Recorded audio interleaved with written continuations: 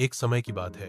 एक गांव में एक गुरु रहते थे, जिन्हें खबर हो गई कि एक अन्य नगर में एक और विद्वान आए हुए हैं। वे अद्भुत ज्ञान के मालिक थे और आगे बढ़ने के लिए सबकी सहायता कर सकते थे। ये खबर सभी को बहुत पसंद आई और सभी लोग उस नगर में उनसे मिलने के लिए जूझने लगे। इन दो विद्वानों की राजा को पता चलते ही वहां का राजा उनसे बात करने के लिए अपने दरबार में बुला ले आए।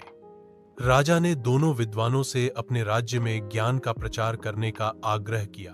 दोनों विद्वान ने राजा के आह्वान को स्वीकार किया और उन्होंने राजा के सामने आगे जाकर कहा, आपके सामर्थ्य के लिए हमें गर्व महसूस हो रहा है महाराज।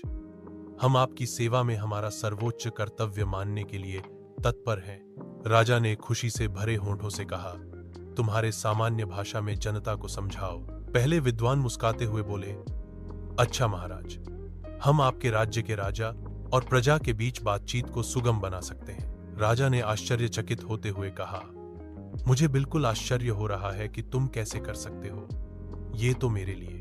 दूसरे विद्वान ने मुस्कुराते हुए कहा, महाराज, हम आपके राज्य के लोगों को सामग्री के बिना खाने का ज्ञान दे सकते हैं। राजा ने बहुत ही आश्चर्यचकितता से कहा, मैं ये सचमुच मानने में सक्षम नहीं हूं। कृपया मुझे बताओ, तुम इस बात को कैसे संभव कर सकते हो?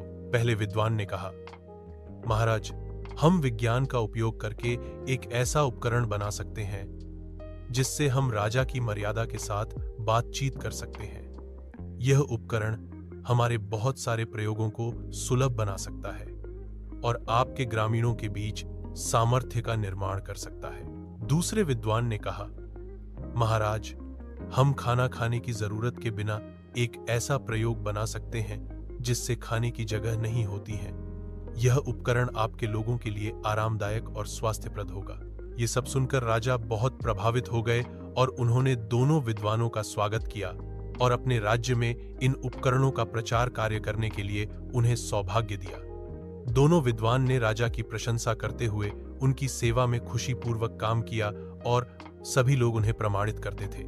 इस कहानी से हमें यह सिखाया जाता है कि समय के साथ ज्ञान विकसित हो रहा है और बहुत से अद्भुत आविष्कार हमारी मदद कर सकते हैं। दो विद्वानों के उदारता, समर्पण और सेवा भाव की मिसाल हमें ये बताती है कि हमें हमारे ज्ञान और कौशल को समाज की सेवा में लगाना चाहिए।